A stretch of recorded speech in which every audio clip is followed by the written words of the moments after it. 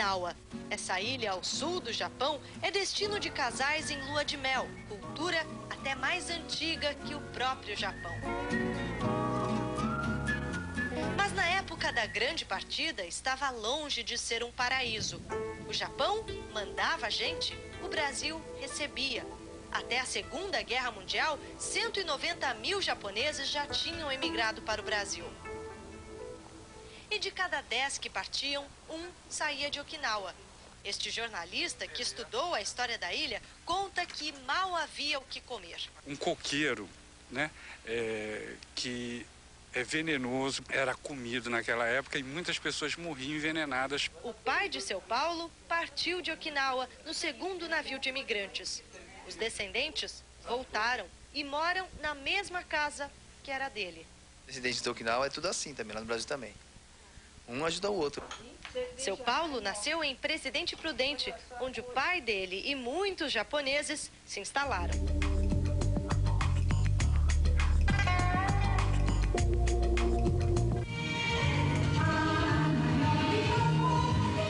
Quando os primeiros grupos de imigrantes chegaram ao Brasil, a maioria veio para o oeste do estado de São Paulo. Aqui, eles se organizaram em colônias e, como preservaram a língua, a tradição e os costumes, formaram verdadeiros pedacinhos do Japão, como aqui em Bastos, onde o Bon Odori é tradição. Os gestos simbolizam os atos de ceifar, semear, agradecer e festejar. Essas senhoras treinam há 3 anos a coreografia que vão apresentar em São Paulo nas comemorações do centenário. Bastos é um dos principais redutos da imigração japonesa. É conhecida como a capital do ovo. São 12 milhões de galinhas que produzem em média 10 milhões de ovos por dia. O município tem também a maior fábrica do mundo de fio do bicho da seda, outra atividade dos colonos japoneses. A cooperativa exporta 80% da produção. Só perde para os chineses. E por que só mulheres nessa linha de produção? É que a mulher é mais delicada no trato, na forma de trabalhar o nosso produto. Grifes europeias famosas que proíbem a divulgação do nome só compram em Bastos. Os japoneses no Brasil trabalhavam duro, mas aqui no Japão eram injustamente chamados de traidores por ter abandonado a própria terra. Só que os imigrantes ajudaram a reerguer o Japão, em especial a ilha de Okinawa, mandando parte do que ganhavam para cá. Salvou a vida de muitas famílias.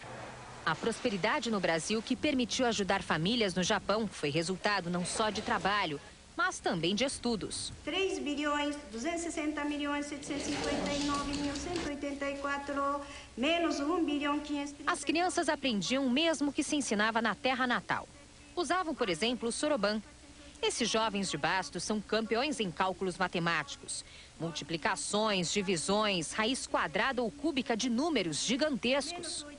Tudo calculado mentalmente, em segundos. 6.397.542.081. Resultado é? 18.241.905.920. Certo! No distante, até então isolado oeste paulista, os imigrantes escreveram histórias de luta e perseverança que inspiram admiração. Seu Nishimura construiu um império em Pompeia. De uma lata de querosene adaptada, ele inventou a primeira polvilhadeira de defensivos agrícolas. Hoje, a indústria de seu Nishimura fabrica todo tipo de maquinário do campo, que segue para o mundo inteiro. O Brasil é muito bom, tudo bom, em cima e embaixo. Você também é bom, né? Aos 97 anos, o imigrante continua um galanteador e cheio de energia para mostrar o que colecionou pela vida. Mas a maior obra, talvez, seja a escola agrícola disputada por garotos do Brasil inteiro. Como Fernando, que veio do Mato Grosso aprender e voltar para trabalhar nas terras da família. Quando a gente entra, a gente tem uma cabeça de meninos e quando a gente se forma, a gente vira homem. Seu Nishimura é grato pela terra que o acolheu e quis deixar como legado o aprendizado como disciplina e dedicação. O senhor tem um coração brasileiro batendo aí? Então, mais do que brasileiro. Mais que brasileiro? Mais do que brasileiro. Amanhã, os tempos difíceis durante a Segunda Guerra Mundial. Os imigrantes japoneses foram proibidos até de falar a própria língua em locais públicos. Economia brasileira cresce. Na reportagem especial de hoje, você vai ver que o governo brasileiro impôs restrições aos imigrantes.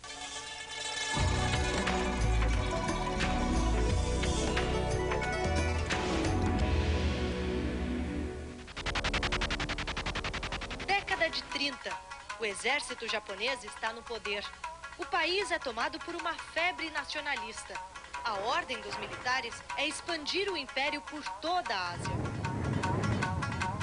O Japão invade a China, alia-se a alemães e italianos e ataca a base naval americana de Pearl Harbor. A Segunda Guerra Mundial se alastra pelo Oriente. No meio do conflito entre potências militares, os imigrantes japoneses em vários países pagaram pela ambição imperialista do Japão. De uma hora para outra, passaram a ser vistos como inimigos na terra que adotaram. Durante a Segunda Guerra Mundial, o Brasil cortou relações diplomáticas com os 3 países que formavam o eixo: Itália, Alemanha e Japão. Foram tempos difíceis para os imigrantes. Eles tiveram bens confiscados, foram expulsos das terras que compraram e chegaram a ser proibidos de falar japonês em locais públicos.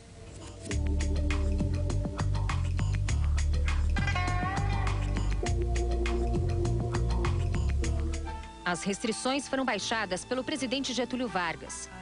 Essas senhoras do interior de São Paulo eram crianças, mas se lembram dos tempos de privações. Meus pais sofreram muito, né? Todo lugar, se vai para Presidente Prudente, de ônibus, precisava ir assinatura na delegacia para poder viajar. A gente não podia estudar em japonês também, não podia falar. Seu Mário é o guardião do cemitério de Álvares Machado. É um lugar histórico tombado pelo patrimônio. 784 japoneses e descendentes foram enterrados aqui. Mas o governo não aceitou um cemitério especialmente para a colônia japonesa. O doutor Getúlio Vargas proibiu de enterrar, né? Aqui.